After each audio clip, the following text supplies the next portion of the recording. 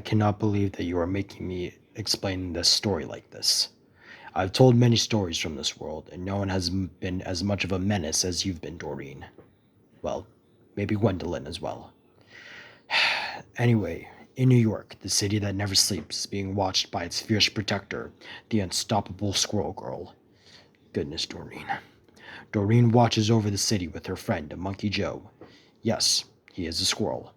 The two receive word that Squirrel Girl's old enemy, Hammerhead, is having a meeting, so they try to intercept the meeting. When they arrive, they meet Hammerhead, who is in the middle of fighting what looks to be a white cat and a woman evading every single one of Hammerhead's moves. For those who don't know, she means White Tiger and Finesse were fighting Hammerhead. Doreen jumps in and helps defeat Hammerhead. The three are about to put him in handcuffs until they feel a shake on the ground. The two look around to see a boy has landed inside the building and he looks hurt. The three turn around to see Hammerhead has escaped. Finesse is angry as she looks at the boy and questions who he is. The boy doesn't say anything until he sees his eyes open wide. He moves out of the way and through the hole comes a giant muscular man. Really, Doreen? The man turns to the boy and tells him that he will go with him now. Squirrel Girl throws a pebble at the man and asks who he is.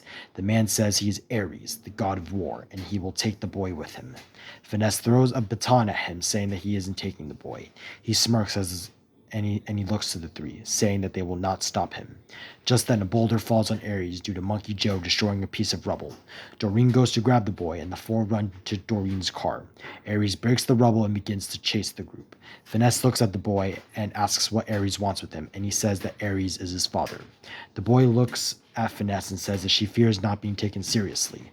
Finesse is confused until they see Ares is just a few feet away from them. White Tiger asks how are they going to escape from him, and Doreen says not to worry, as she made a call. I don't remember this happening, but be that as it may. Be that as it may, Doreen continues driving near the ocean as Finesse questions what she is doing and sees Ares approaching closer. Doreen tells the group to hold on and she drives the car into the water.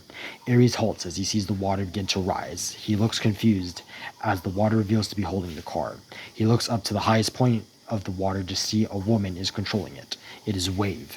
Wave sends a water blast to push away Ares as she and the others begin to run away. Ares shouts to them that Phobos cannot escape his destiny. A few hours later, the group is in New Jersey. Doreen thanks Wave for the assistance, and she says, anytime, friend.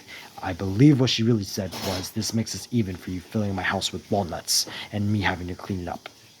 Doreen and Wave walk back to Phobos and asks what Ares wants with him.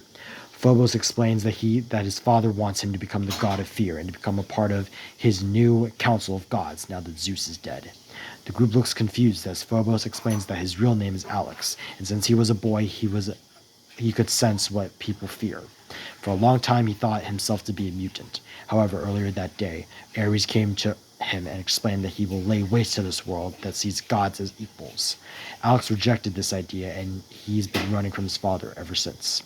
Doreen explains that if Ares is as persistent as she thinks he is, he will not stop, so the group decides to take Alex home to think of a plan. The group take Alex to his home in Westview. Doreen says how she likes how Westview has now become a prominent place in many universes. Doreen, I swear. After talking for a couple minutes, Wave questions what they're going to do, and Finesse says she called in two friends of hers. Outside of Alex's home, Humberto Lopez lands on the ground, and Lin Lee gets out of his car. Doreen smirks as saying, hello, eye candy. No, Doreen, you are not what your RMC counterpart was like. No.